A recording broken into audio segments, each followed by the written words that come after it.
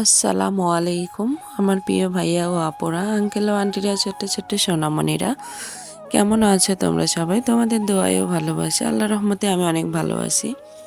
চলে আসলাম নতুন আরেকটা ব্লগে। আশা করতেছি ব্লগটা তোমাদের ভালো লাগবে। আমার ব্লগের যদি কোনো অংশ তোমাদের ভালো লেগে যায় প্লিজ আমার চ্যানেলটা সাবস্ক্রাইব করে আমার চ্যানেলের পাশে থেকে যেও। আর আরেকটা কথা বলে রাখি, আমার একটু হালকা ঠান্ডা লাগছে, ভয়েসটা একটু তোমাদের কাছে অন্যরকম লাগতে পারে, প্লিজ কিছু মনে করো না। এখন শীতের দিন তোমরা জানো প্রতিটা মানুষেরই ঠান্ডার একটা ভাব চলে আসতেছে, ঠান্ডা লাগতেছে, হাজার সতর্ক থাকার পরেও কিন্তু ঠান্ডা লেগে যায়। তো এখানে দেখো আমি কেকের দোকানে, আমাদের যে স্টেশন বাজারে আমি আর আমার ছেলে গিয়েছিলাম। বাড়িতে ছেলেকে বলছিলাম যে আজকে আমার বার্থডের তারিখ, তো ছেলে এই তো পিছু লাগছে যে আম্মু তাহলে চলো না একটা কেক নিয়ে আসি।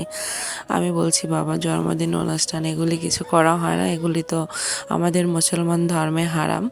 তারপরেও বলতেছে তোমার কিচ্ছু করতে হবে না, তুমি জাস্ট একটা কেক নিয়ে আসো, আমরা কাটবো খাবো। তো তারপরে কি করব, ছিলাম মানুষ ছোট বাচ্চা, ও তো বোঝে না, ও আশা করছে, তো ওর জন্য ওকে নিয়ে স্টেশন বাজারে চলে গেলাম, যেয়ে তারপরে একটা কেক নিয়ে আসলাম। কেক নিয়ে আসার পরে ওরা দু ভাই, মানে ওটা আমার বড়াপুর ছেলে, ও বলতেছিল যে ভাইয়া চলো বেলুন নিয়ে আসি, নিয়ে এসে আমরা একটু যেখানে বসে কেকটা কাটবো সাজাই। অথচ দেখেন এখানে কিন্তু কোনো জন্মদিনের কোনো পার্টি অনুষ্ঠান কোনো কিছুই না, এবং কোনো রান্না বান্না কোনো কিছুর আয়োজনই কিন্তু করা হয়নি। জাস্ট শুধু আমার ছেলে একটা কেক খেতে চেয়েছে, তো কেকটা আনা হয়েছে। তো এই কেকটাই শুধু ওরা দু ভাই মিলে বা আমার আব্বা মিলে খাবে, কাটবে, এতটুকুই। আর বাচ্চাদের আনন্দই কিন্তু বাবা মার আনন্দ। আর বাচ্চা কাচ্চা কার কাছে আবদার করবে বলেন তো? মার কাছে, বাবার কাছে, এই তো না, ওদের আবদারই তো বাবা মার কাছেই।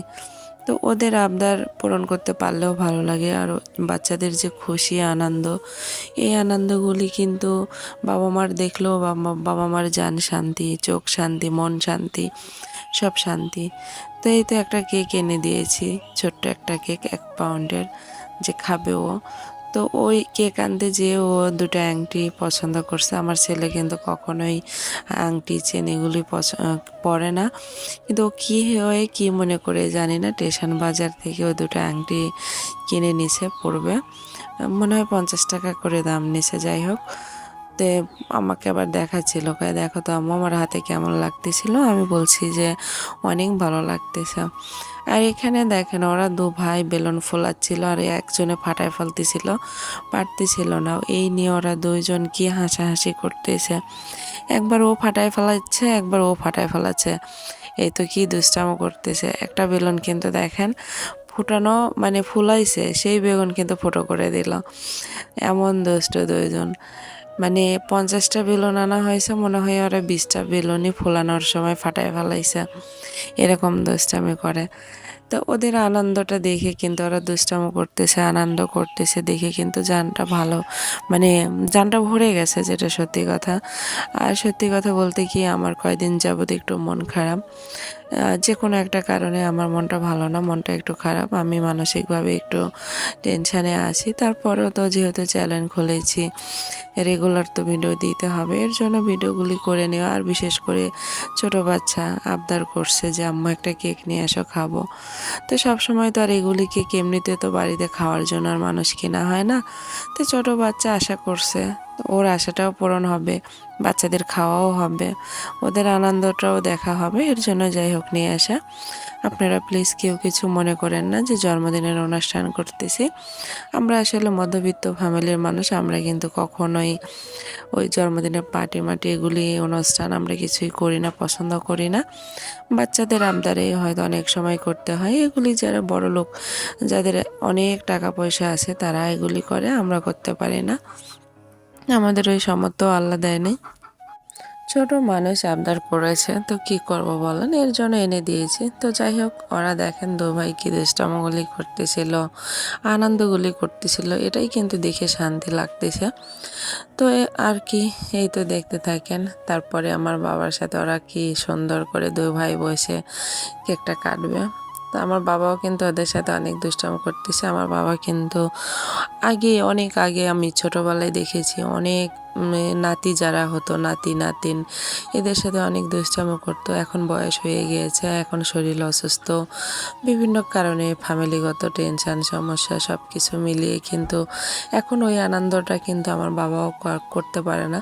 তো আজকে আমার বাবারও মুখে একটু হাসি দেখলাম, ভালোই লাগলো। আসলে বাবা মার মুখে আর সন্তানের মুখে হাসি দেখলে কিন্তু প্রতিটা মানুষেরই ভালো লাগে।